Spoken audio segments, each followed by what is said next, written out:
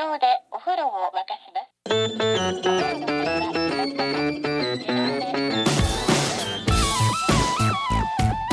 Hello and welcome to another episode of No Such Thing as a Fish, coming to you from the QI Elves in Covent Garden. My name's Anna Toshinsky. I'm sitting here with Andy Murray, Alex Bell and James Harkin, and once again we have gathered around the microphones with our 4 favourite facts from the last 7 days in no particular order. Here they are, and that's starting with you, Andy.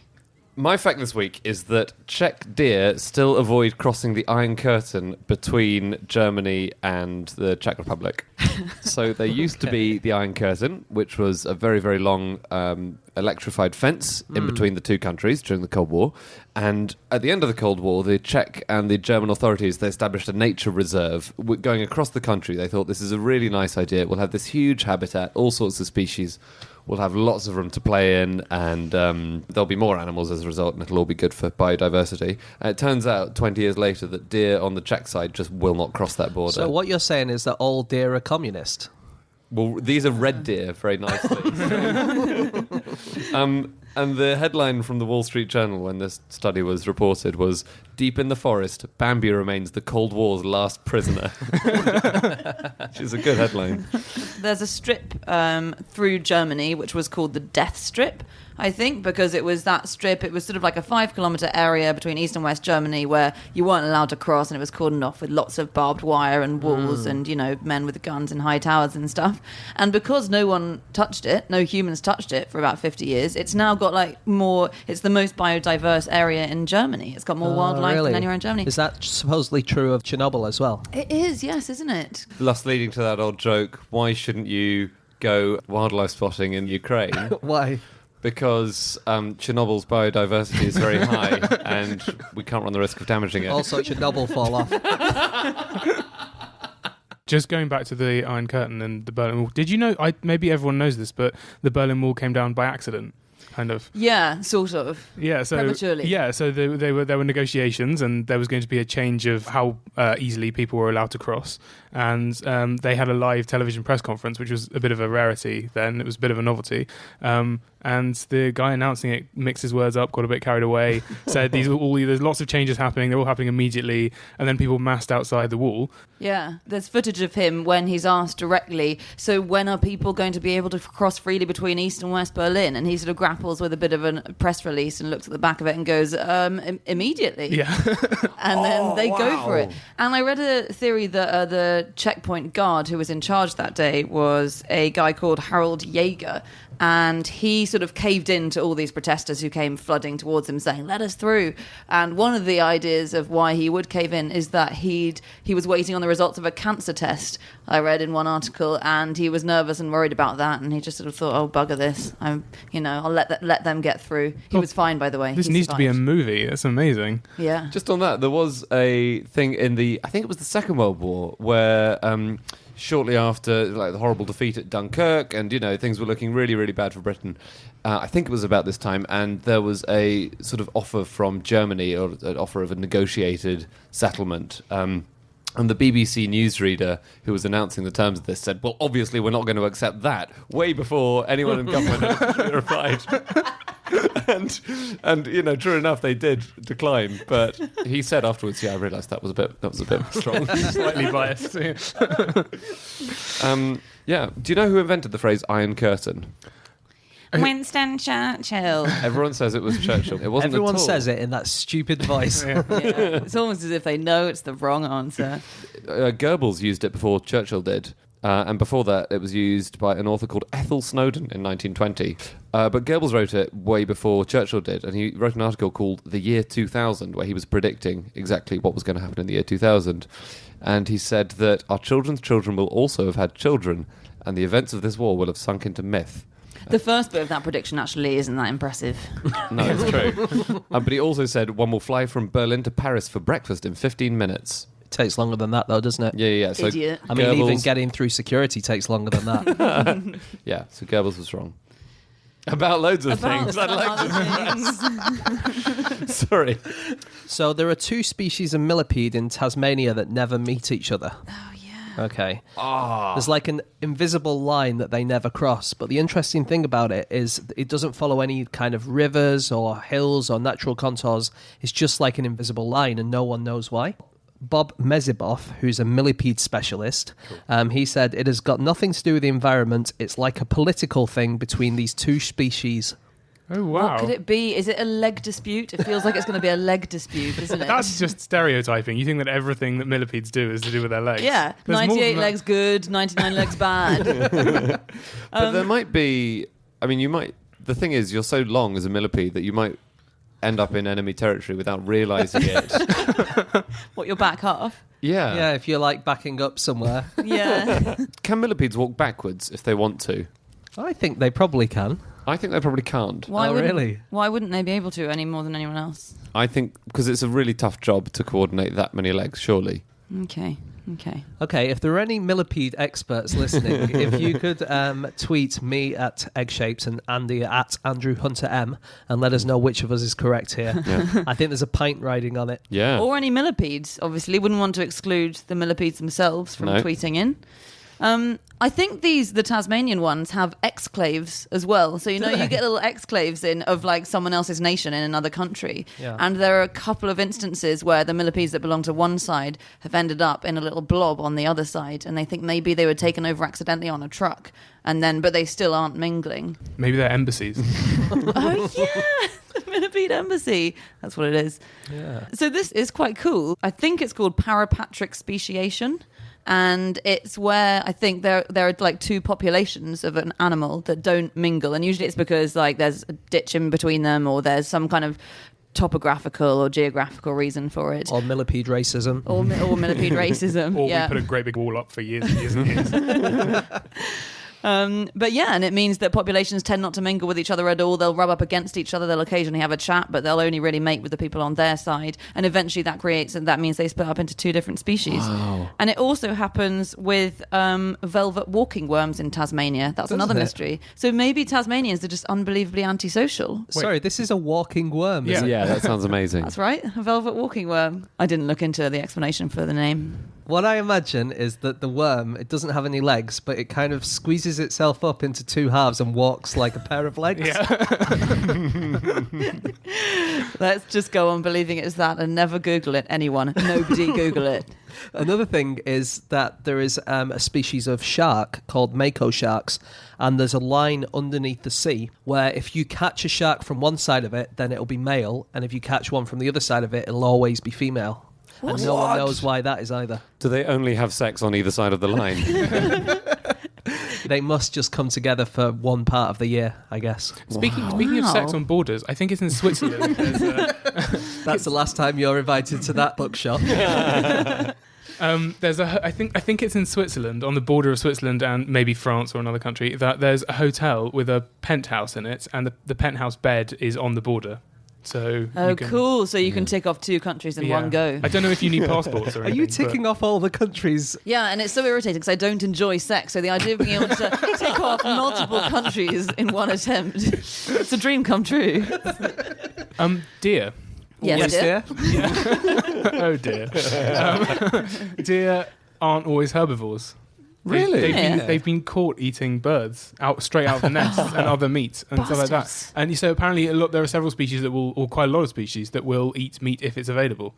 Oh, really? And on a related note, cows. I watched a video today of a cow eating a live chicken just off the ground. Like You're a sick puppy, Alex. the internet is a dark place. God. Also, deer don't have gallbladders. That's the only other thing I have about them. How do they bladder their gall? Awful. Oh no, wait. That's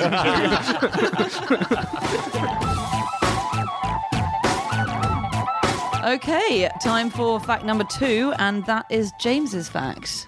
My fact this week is that if every car in Monaco decided to go for a drive at the same time, they wouldn't fit on the roads.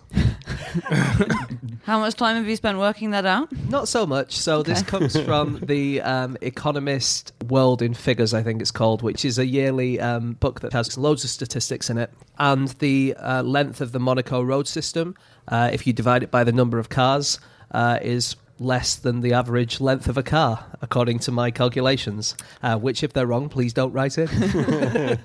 But I reckon that each car had about, just around 2 meters of space, and definitely cars are longer than that on average. Yeah. Wow. Should we do a test and ask everyone in Monaco to get in their cars and go out onto the roads now, if you're listening, to prove this fact wrong or right? Because this is a podcast, people listen at different times.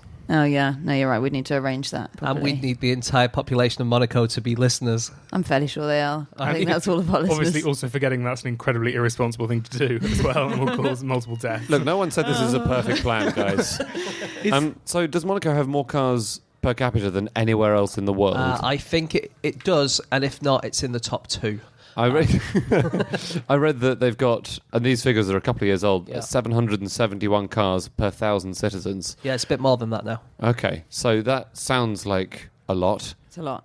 Considering how many citizens there are, or how few citizens there are. Well, and it's the second most populated country on Earth, I think. Sorry, It's the second populated. It's China. Monaco. All right. It's amazing considering Monaco is only 2 square kilometres, but it's got just shy of 1 billion people living in it. Order. Sorry. Alex, what were you because saying? apparently Monaco is also the second most densely populated country on Earth, after some place in China, I think. Macau? Oh, could be, yeah. But anyway, it's the second most densely populated country on Earth. Wow. And they have also- more cars than any other people on Earth as well. And 1/3 of them are millionaires. Yeah. 30% of the population of Monaco. 300 million. Sorry, Alex. I promise that's the last one.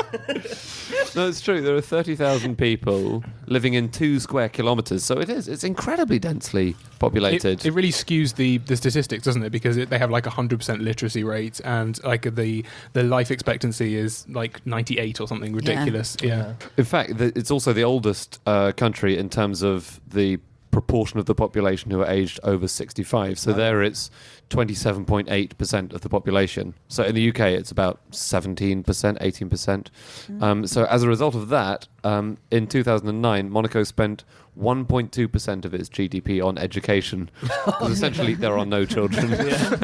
When you were saying the size of it is 2 square kilometres, I like to say that it's almost exactly the same size as Chipping Sodbury Quarry. Because when I Googled things that were 2 square kilometres in size, that was the first thing that came up. That's very cool. I think your Google results may be personalised to you now. There's another thing which is 2 square kilometres in size, which is the largest building in the world, which is in China.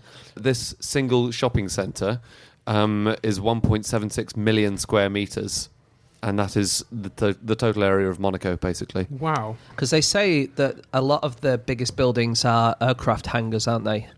Yeah. It's amazing seeing aircraft factories and how big they are as well, because those are the same as, they're like really, really massive aircraft hangars, I was watching a video of, this is really off topic, but I was watching a video of a German factory that makes houses, basically like entire houses that are flat pack. And the whole factory is sort of this big, white, sterile place, and nothing touches the floor. Everything is suspended from the ceiling. Wow. Yeah. Why is that? Just in the interest of kind of tidiness and cleanliness, and you can't lose anything. Everything, all the bits are always kind of hanging and going from rails and stuff. Oh, that is a brilliant. I've got some DIY to do this weekend at my place. Is that why they call it an aircraft hangar? Because they hang things? No. It's hangar, isn't it? Yeah. Isn't it? Yeah. What on earth is that? That's not a word. No, but it's like a coat hanger. But it's spelled It's wrong. not a coat hanger. I actually have a coat hanger, which is for all my coats. I've just got so many millions of coats. Because you're such a loser. Actually, speaking of planes, so your fact is about all the cars not fitting on the road. Is the same true for All the planes fitting in the sky.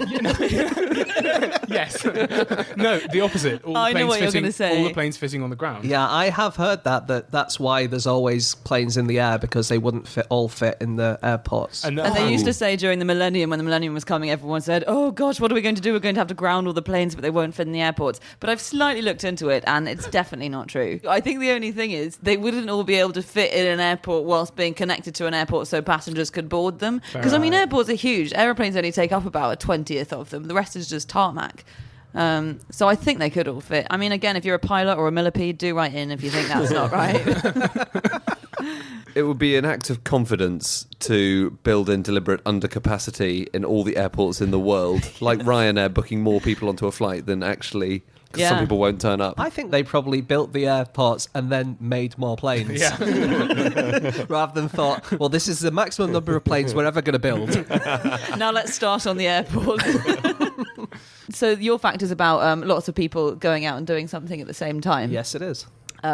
So I was looking at a couple of things that all humans could do at the same time that might make a big difference to the world.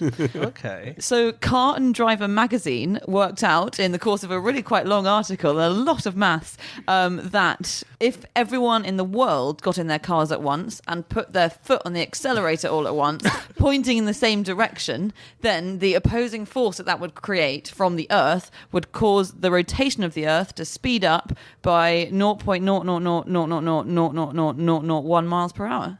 Which means you make the day longer, so you get there faster. Yeah, it's a perfect way to stop yourself being late. But the traffic would be really bad because everyone is out on the roads. Yeah, that's a good point. Yeah. It's a flawed plan, again. So Monaco is famous for its Grand Prix. Yep. And this fact is about Monaco and cars. Actually, the second ever Grand Prix was held in Monaco. The race was marred after a large pile-up on the first lap when an enormous wave from the harbour flooded the course. Oh my god! I know, isn't that amazing? So were they so all just weird. going in and then they all just left there covered in seaweed? That would be amazing. And a mermaid and a squid in the car next to them. Yeah, it's very like wacky races, Yeah. isn't it? Was that the one? So there was a guy called William Grover Williams who was the winner of the first Monaco Grand Prix. Was it 1929? Or anyway, I think the first Monaco Grand Prix was in 1929, and the winner was this guy called William Grover Williams, and he went on to become a spy because I think he was employed for the French Resistance in World War II as a driver, and it turned out he had quite a lot of other talents. What was his name? William Grover Williams. It feels like he's a spy, and they've gone, "What's your name?" And he goes, "William Williams." It sounds exactly the same as James Bond. So to be fair, You're right. The name's William. Grover Williams. Anyway, apparently he was allegedly, the Nazis claimed, captured and executed, but there were a lot of sightings of him afterwards, and rumour had it that he became a grocer in Surrey. The name's William Grocer Williams.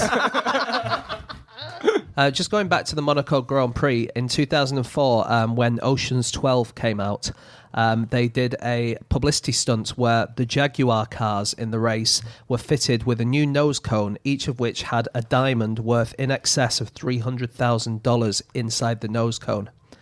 Wow. During the first lap, Jaguar driver Christian Klein crashed his diamond-encrusted car. They weren't allowed to go straight to kind of sort out the car because they had to do it after the race finished. And by the time they got there, they couldn't find the diamond. And no one knows where the diamond is to this day. I bet one person knows.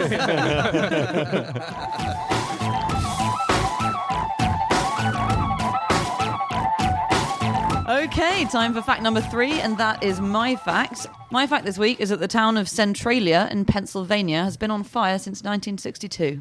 So people aren't entirely sure how the fire started, but it's thought that people were burning trash. So there was just a heap of trash or garbage in Centralia, and they set fire to it. And the thing about Centralia is that it had a huge network of mines sort of underneath it and largely towards the outskirts of it. And the fire kind of fell down into one of the mines, and they're coal mines. And so obviously coal sets fire quite easily, Pretty quite flammable well. coal, I've heard. Yeah. And so the coal just caught fire, and it's been going ever since. And they keep trying to put it out, or they kept trying to put it out up until the 80s, and then they just gave up. And yeah, it used to have a population of over 1,000, and now its population is 11, I think. Oh, I've heard 7. Has it gone down? In 2010, there were 10. That's That very implies exciting. somebody moved there. Come to Centralia. It's on fire. It's an incredible story. It's so weird, and it's not unusual, these things, across Oh my America. God. There are hundreds of, or across the world, in fact. So I think there are over 200 other mine fires in America. There are thousands in China where there are lots of coal mines, obviously. Apparently, in total, these coal fires account for 3% of the world's CO2 emissions. Wow. Which just is insane. And so they're not all people chucking stuff down a thing. Sometimes it's natural, and there are all sorts of other occurrences of underground fires, but mainly coal-produced. It's CO2 3%. I read that the ones in China alone are 1% of the world's CO2. Yeah. Wow. A couple of years ago, the Chinese government said that they'd been putting them out, and they were just lying. And all these journalists went around saying, I can still see the fire down that hole. It's not out. But the main one is the one in Australia. You guys must have all seen that one, right? Yeah. It's the biggest one, right? Burning Mountain, which has been going for 5,500 years. Yeah, it's mad. I don't think we can blame that on us. That wasn't trash burning. No. Well, I read about the possible explanations for Burning Mountain, and apparently scientists think it may have been caused by a lightning strike or spontaneous combustion, which is very much science speak for we don't know. Also in Pennsylvania and Texas and some other places, you can get flammable water. So Petrol. I want me some of that flammable water for my car.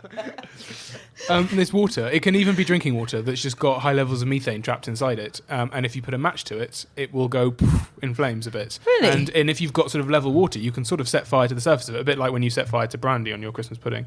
And there are videos online you can watch this woman just setting fire to the water coming out of her kitchen tap. It's very interesting. You do watch some odd stuff on the internet. I do, yeah. I've been watching a lot of That weird must be videos. really dangerous, though, because surely if the fire travels along the pipe...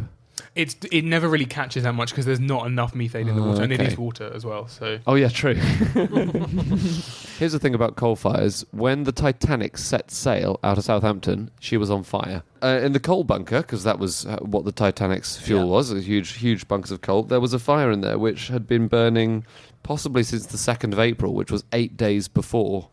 A fire she that set wasn't sail. supposed to be burning, that wasn't being used to fuel the... I don't Exactly, know. yeah. Just in the coal bunkers, there was a fire happening, and the crew took a day to put it out. I can't believe they didn't spot it for a week. The whole sinking thing is starting to make sense. It was very slapdash. Massively negligent crew.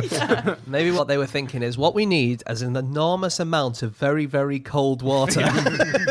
Be careful what you wish for, Frank.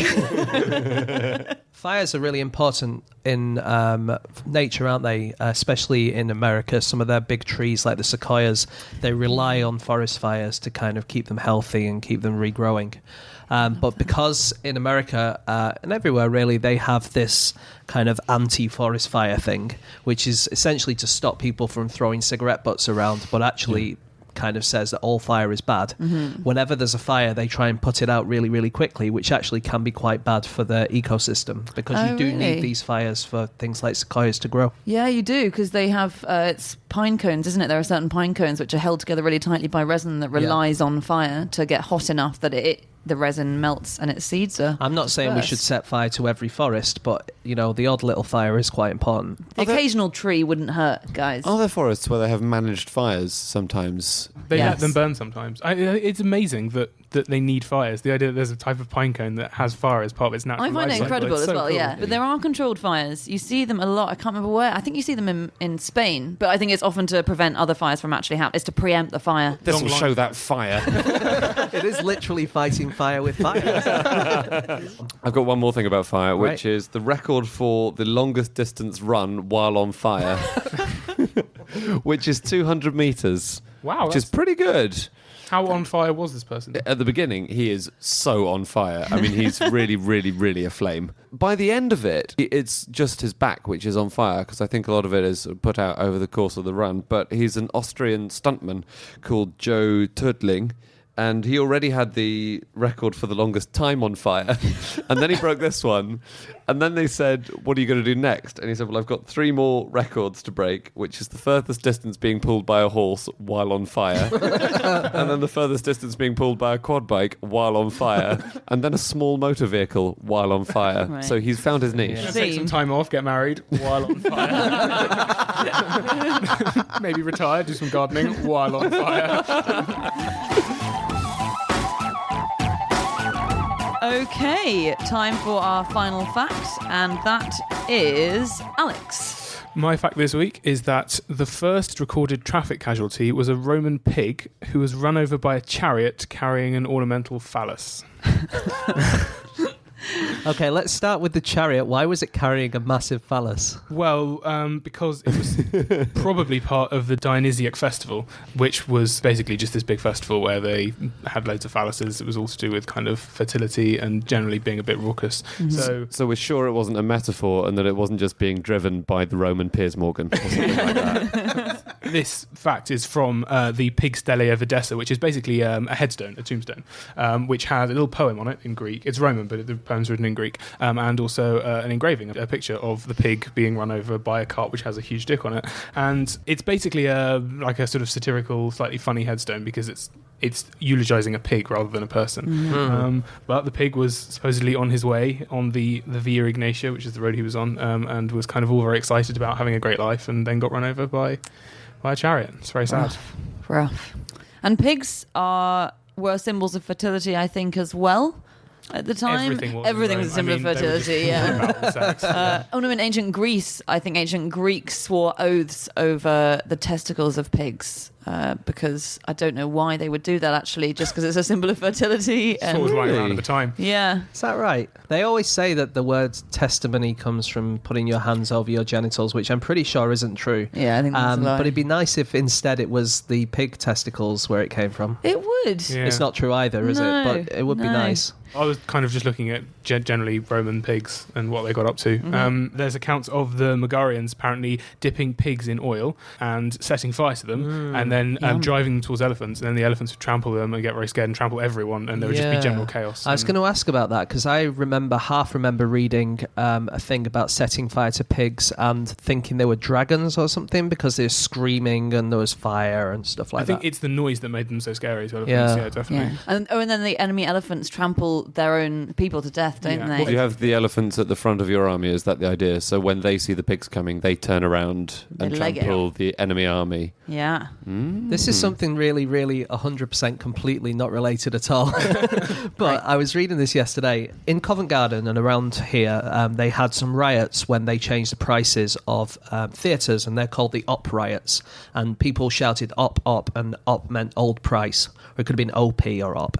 But one of the things that they did was as soon as a play had started, everyone would turn their backs to the play and then start doing these chants and stuff like this. And another thing apparently they did was kind of prod pigs to make them squeal at like inopportune times to put off the actors. I just like the idea of, I don't know, kind of sneaking a pig into the theatre. Do you dress it up as like a wife? I like the idea that it wouldn't be distracting enough for an actor if just a person in the audience started shrieking. You actually have to go to the trouble of smuggling a pig in. Yeah. Someone else who prodded pigs was Louis the 11th. I think when he was depressed, he liked to get pigs dressed up and have them poked so that they danced for him. And he constantly kept with him a dancing troupe of pigs to entertain him. Is that Louis the 11th, King of France? Yes. Okay, cool. Just checking. Yes. I think there's such a thing as too much power. When you're doing that for entertainment. Yeah, you'd think he would sit back at one point and go, oh my gosh, what have I become? What am I doing with my life? But on the other hand, look at these great pigs. We've talked about cat pianos on QI. So you have like 12 different cats and they all make a different tone, and you press a key and it hits the cat and they squeal at a different tone. Yeah. And it was invented by a guy called Anastasius Kircher or something. There is also a piganino. There was a piganino, which is the pig equivalent. Oh, I thought it was a sandwich with a pig in it, but just one sandwich, mind. It wasn't. It was a piano with a pig in it. It was a musical instrument. I think this might have been conceived by Louis XI as well of France, because he liked the idea of torturing pigs for his own entertainment. And the idea was conceived. I'm not sure if they ever made one, but he challenged someone to make one. And the idea is that you hide a load of pigs in a piano and then you bash them with keys, which is a pretty big piano. Yeah. It's a grand. I mean, it depends on the size of the keyboard, I suppose. If it's an 88-key piano, then yeah, massively. Does it hit them, or does it pull their tails? I just make them squeal. However way you want to make them squeal is the idea. I don't know. You could do a number of things, I guess. Pig Olympics. Yeah. There's a Pig Olympics. It's organised by the Sport Pig Federation. And there's pig running, pig swimming, pig hurdles, pig jumping. Pig hurdles? Pig football. I'd pay to watch pig hurdles. It's just, pigs jumping over little hurdles. I think none of these sports, you watch them and it's actually just pigs running around in a thing that they've put in. The football works by they cover the football in fish oil, so they will run around looking. I've seen pigs playing football. Are you not supposed to give pigs balls and stuff to play with because they get bored otherwise? Yes. This is a law, Yeah. EU law. You have to give farmers have to stimulate pig. Okay, farmers have to give pigs Stimulation. Yeah. Yeah.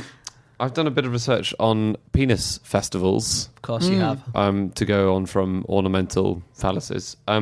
So there are some which still exist all over the world today. Where's the closest one to here, do you think? Well, the closest one to here is in 10 Greece. minutes' time. When we finish this podcast.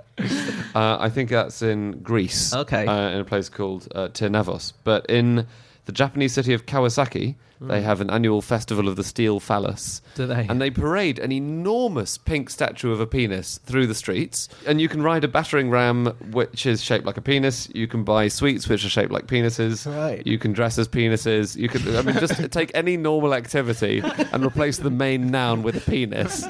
You could dress as penis while on fire. Also, the massive effigy that they carry through the streets is called Elizabeth for no discernible reason. In 2003, Cabinet Magazine held a world's most phallic building competition. Did they? The winner was the Ypsilanti Water Tower in Michigan, which is nicknamed the Brick Dick. A Wow. lot of contenders for that prize. Like every skyscraper. Yeah. So just about phallic-looking buildings, do you all remember seeing that picture on Google Earth of a church that looked like a penis? No. It was in Dixon, Illinois, and it kind Of course did, it was. Well, yeah, it kind of did the rounds a few years ago, and it does. You know, you can see where they're coming from, really. But a spokesman for the church said the church was not designed to be seen from above. Hang on, when they say the building wasn't designed to be seen from above, all buildings have architectural plans, which you will be able to see. That's so true. That's a really good point. One more thing on penises. I found a cabaret event that was held in March of this year, Oh, yeah. which was specifically for men with small penises. Oh. It was established by a fellow called Ant Smith, who says he has a small penis. He'll be very glad you name-checked it, I'm sure. But he was in all the papers at the time. I mean, he was trying to publicise this. He was trying to get the word out there, saying this Good is for something him. that really worries a lot of men, and just come to terms with it. And it was to help men come to terms with it.